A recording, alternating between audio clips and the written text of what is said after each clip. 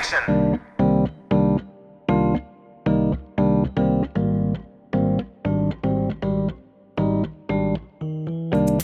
코로나 시기를 맞으면서 OTT에 대한 수요가 굉장히 많이 증가를 했습니다. 한국의 콘텐츠들이 많은 흥행과 성공을 기록을 하면서 국내에서도 많은 관심을 가지고 있고요. 다만 이렇게 특정 산업이 부각이 되고 성장을 하다 보면 또 법적인 차원에서는 어떻게 규율할 것인지에 대한 부분들이 등장을 하게 됩니다. 넷플릭스 같은 경우는 해외 사업자지만 큰 자본력을 가지고 있기 때문에 많은 투자를 통해서 어떤 거대 콘텐츠들을 사실은 많이 가져가고 있습니다. 독점적으로.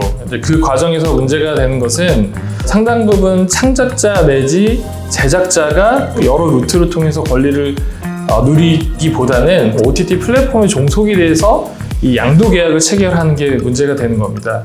그러다 보니까 우리나라에서 이제 오징어 게임과 같이 대표적으로 흥행을 하는 경우에도 기존의 저작권 계약을 통해 가지고 추가적인 수익을 얻지 못하는 그런 일들이 발생한다라고 볼 수가 있을 것 같습니다.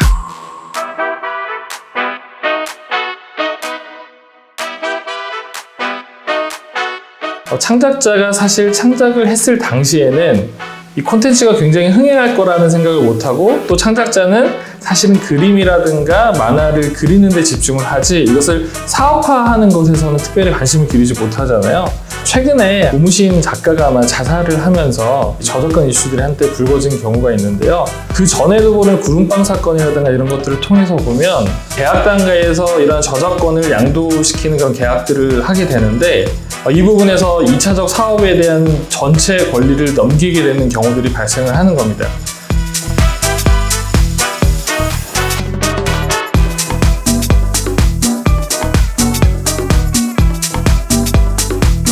그러다 보니까 사후적으로 창작자가 가져가는 권리에 비해서 2차적으로 사업을 하는 주체가 굉장히 많은 이익을 누리는 그런 수익에 대해서의 어떤 불균형성이 문제가 되는 것이라고 볼 수가 있습니다. 조금 애매한 부분들이 있습니다. 왜냐하면 양도 계약을 결국은 당사자들 간의 합의를 통해서 계약을 맺은 것이거든요. 그래서 당사자의 의사 합치가 있었지만 나중에 가서 이것이 굉장히 성공을 했을 때 불균형이 발생을 하는 겁니다. 플랫폼 입장에서는 이 콘텐츠가 흥행에 실패할 리스크를 떠안고 계약을 하는 단계에서는 이런 제작 부담에 대한 리스크를 안고 가는 상황이기 때문에 이것을 또 반드시 저작권자에게 불리한 것인가 라고 한다면 사업마다 다를 수 있기 때문에 적절한 균형점을 찾는 게 굉장히 중요한 이슈라고 할 수가 있습니다. 현재 지금 국회에 몇 개 발의안이 올라와 있는 상황인데요. 그 발의안의 내용에 보시면 정당한 이제 보상을 사후에 청구할 수 있도록 하는 규정을 두고 있는데 이러한 보상이 양도 계약 당시의 이용 대가가 아니라 추가적으로 수익의 불균형이라든가 이런 것들이 발생했을 때 보상에 대해서 청구할 수 있도록 규정을 두고 있습니다. 다만 그 구체적인 보상의 내용이 무엇이고 그 대가를 어떻게 산정해야 되는지에 대한 부분들은 현재 하위 법령으로 내려져 있기 때문에 그 부분에 대해서는 아직까지 명료하게 판단해 볼 수는 없을 것 같습니다.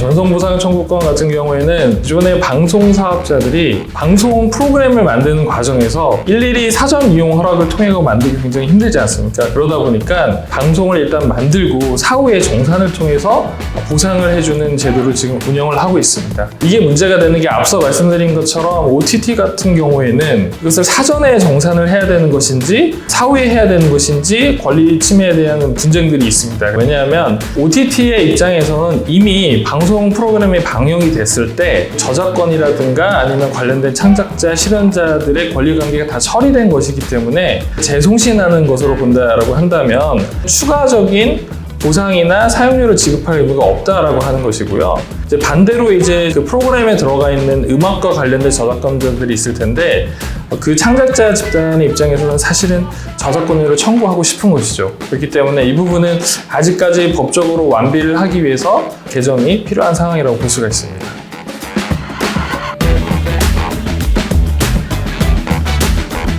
이 저작권 사용 요율에 대한 문제는 다른 나라의 국가의 어떤 사례들이라든가 혹은 시장에서의 수요와 공급을 위주로 해서 정확한 분석이 이루어져야 되는 부분들인데요.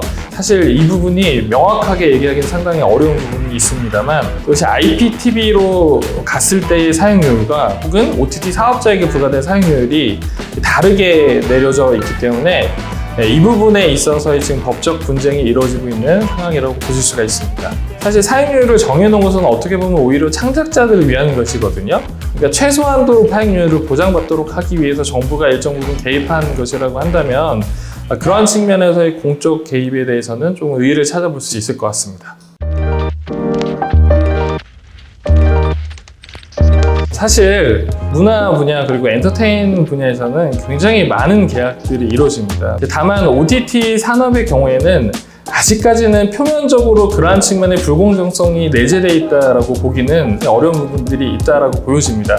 우리 창작자들 그리고 제작자들의 훌륭한 콘텐츠들을 양산을 하고 있는 상황이기 때문에 이러한 권리관계 내지 계약의 관계에 있어서의 힘의 불균형도 조금은 제작자의 입장으로 옮겨갈 수 있지 않을까라는 생각을 해봅니다. 그런 부분들을 시장에서 조금 더 명료하게 그리고 조금 더 객관화할 수 있는 형태로 거래 관행들이 잡아간다라고 한다면 우리 K 콘텐츠가 앞으로도 더 많은 발전을 이룰 수 있을 것이라고 생각합니다.